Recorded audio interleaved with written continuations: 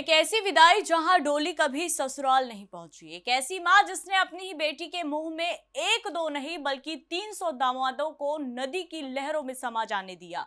और एक ऐसा शहर जहां की हवाओं में तंत्र का ऐसा असर बताया जाता है कि लोग कहते हैं यहाँ की तो बकरी भी डायन है।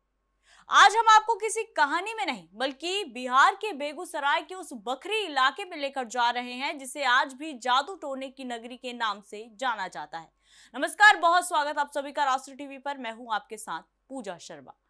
आज की इस विशेष रिपोर्ट में हम बखरी के उस गहरे इतिहास की परतें खोलने जा रहे हैं जहां तंत्र मंत्र और लोक संस्कृति इस कदर गुथी हुई है कि यहाँ का पशुधन भी अलौकिक शक्तियों से जोड़कर देखा जाता है।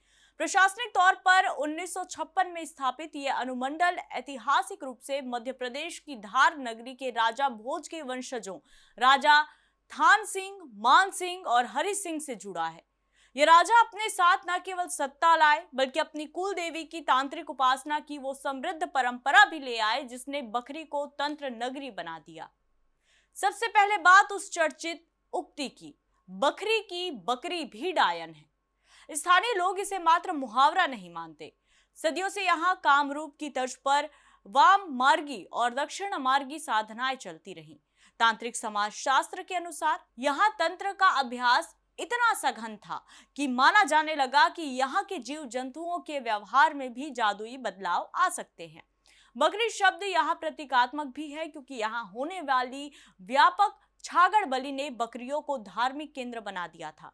लेकिन बखरी का असली सस्पेंस छिपा है बोहार माता के मंदिर में।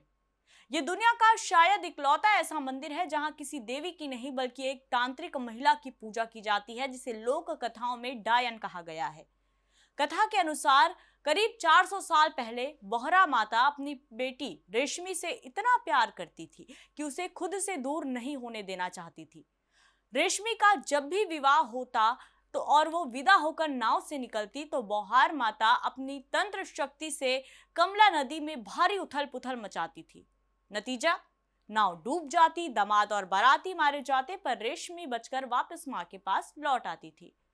लोक श्रुति है कि माता ने इसी तरह 300 दामादों को मार डाला था। अंततः घर जमाई की शर्त पर ही उनकी बेटी का घर बसा और ये परंपरा आज भी वहां की कुछ जातियों में एक धार्मिक अनिवार्यता की तरह निभाई जाती है। बखरी का दूसरा स्तंभ है पुरानी दुर्गा स्थान।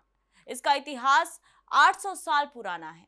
कहा जाता है कि राजा मान सिंह ने यहाँ स्थापित माता की स्वर्ण प्रतिमा को आपसी मतभेद के कारण कहीं और छिपा दिया था।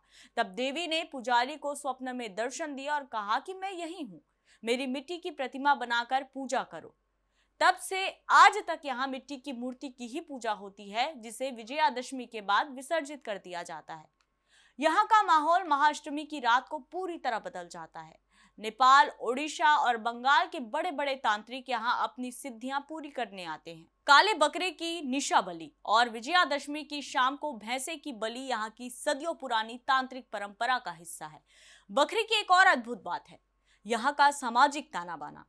तंत्र की इस नगरी में आज भी पुरानी दुर्गा स्थान के पंडालों को मुस्लिम कलाकार सजाते हैं जो सांप्रदायिक सद्भाव की एक बेहतरीन मिसाल है।